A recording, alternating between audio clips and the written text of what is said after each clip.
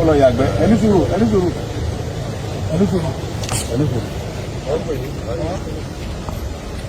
ẹnìkan lọ yàgbẹ́.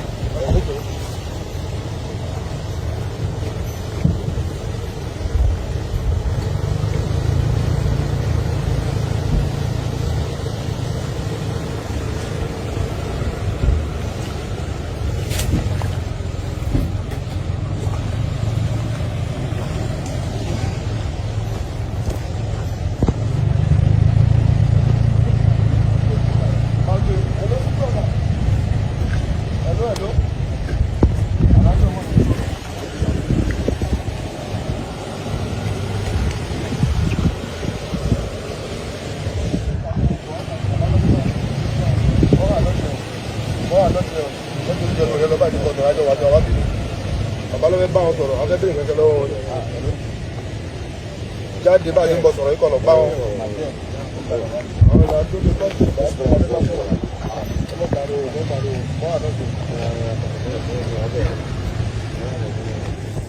inú gbó yìí nìsín inú rìsáàbù àyè nìsín àwọn bàbá wa ń dáko gbogbo bí tẹ́lẹ̀ ni o àwọn Fúlàní wọ́n lé wọn bẹ̀ wọ́n lé wọn gbogbo bí wọ́n sì màálù ló lọ rẹ́rẹ́rẹ́ inú gbó rìsáàbù ń bíbà ẹ wo màálù ṣe lọ rẹ́rẹ́ ń bíbà wọ́n máa lé àwọn àgbẹ̀ kó ń bẹ̀ wọ́n gbàbẹ̀ wọ́n sọbẹ̀ dìlú wọn àwọn kọ́lé sínú gbóyè kí lorúkọ tẹ wá ń bí báyìí ọ̀gbọ́n Yorùbá kò sí Yorùbá bòròró ni ẹ àbí. bòròró ni mànà. o tún ṣe bòròró ni mànà o tún bá bá a rí onídàá o tún ṣe bòròró ni mànà mọ̀ n bọ̀ tó ń ṣe bòròró ni mànà. dúkìní yẹrẹ. ẹ̀gún ni wọ́n kọ́ iná la. wá mi du wèrè tó gbélé. bòròró ni ẹ. Bòròró ni mànà. bòròró Mali ni àbí ti Nàìjíríà. Èmi kò sí Yorùbá. ó sí Yorùbá. Bá Yorùbá. bá Yorùbá. Bá Yorùbá. ẹ ti wà nù gbóyè sí o tó ọdún mélòó. Ní bá Nàìjíríà Yorùbá. ta ló gbọ́ Haúsá.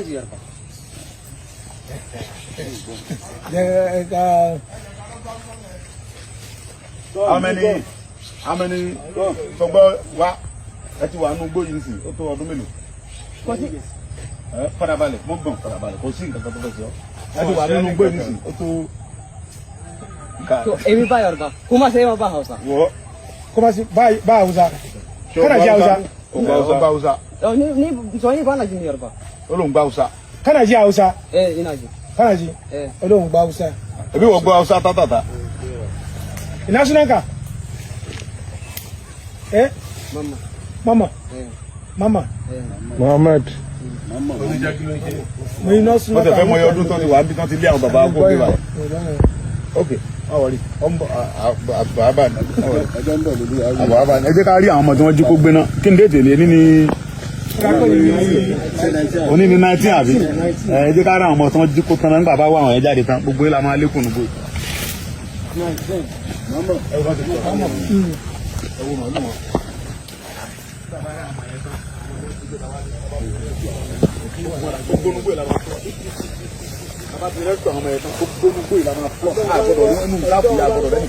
ẹ̀gbọ́n tó bá fẹ́ gbé ọmọ wa gbé nù mí bàbá ti rẹ́sítọ̀ àwọn ẹ̀yìn kan.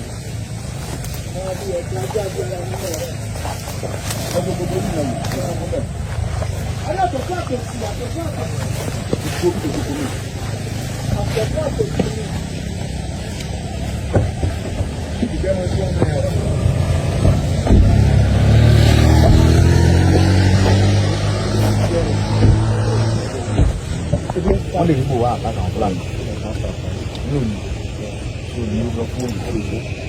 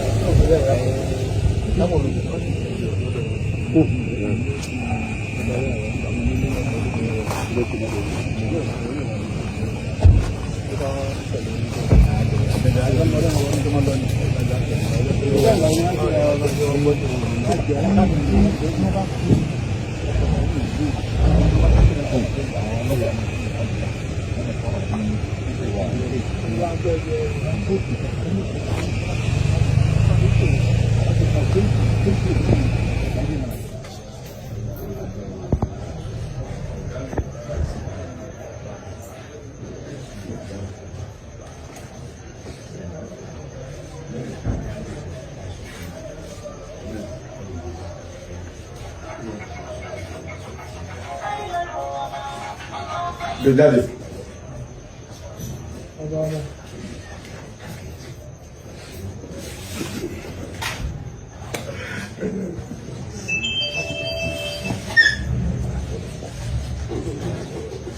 Ọmọ alárùkù àdìsá ọmọ alárùkù ẹkún ni ẹkún ni o onígbà yìí lágbára Ọlọ́run ẹ lọ rí ẹbọ rí ojú òní tì í ọba mi lójijì ọbọ kí ló wá fi ṣàlejò àwọn èèyàn rẹ yìí wáyé sí ẹ jókòó. Ìmọ́lẹ̀ TV ẹ ṣáà máa wò wá o yóò dáa. Ìmọ́lẹ̀ rédíò and TV online delight magazine Yorùbá newspaper ìkànnì tó mọ́lẹ̀ kedere bí ojú ọmọ tuntun documentary award making jingle and music production digital printing photo and videos event planner and master of ceremony CD and DVD mass doubling general contractor ilé-iṣẹ́ Ìmọ́lẹ̀ and TV online lẹ́ ó ti rí gbogbo rẹ̀ ṣe nírọ̀wọ́rọ̀ṣẹ́ ayẹyẹ òkú àgbà ayẹyẹ ìṣílẹ̀ ìgbéyàwó ọjọ́ ìbí ìkọ́mọjáde lẹ́gbẹ́lẹ́gbẹ́ àti lọ́gbàlọ́gbà tẹ́ bá fẹ́ ṣe ayẹyẹ tí gbogbo àgbáyé yóò máa wò ó kedere lórí ìkànnì ayélujára lẹ́ẹ̀kan ṣoṣo bí o kò bá jìnnà ilá kì í kò ẹ kò sí ìkànnì Ìmọ́lẹ̀ rédíò and TV online kí wọ́n fi tí wọ́n gbé tiyín lárugẹ kò tán síbẹ̀ oníkànnì Ìmọ́lẹ̀ ààyè ti wà fún gbogbo ìránṣẹ́ Ọlọ́run lónírúurú lọ́lọ́kan òjọ̀kan láti wá fún wáàsí tàbí ìwàásù lórí ẹ̀rọ ayélujára lówó tí ògùn pa ààyè wà lórí ìkànnì Ìmọ́lẹ̀ fún gbogbo oníṣẹ̀ṣe láti wá polongo ọdún ìṣẹ̀ǹbáyé lórí ẹ̀rọ ayélujára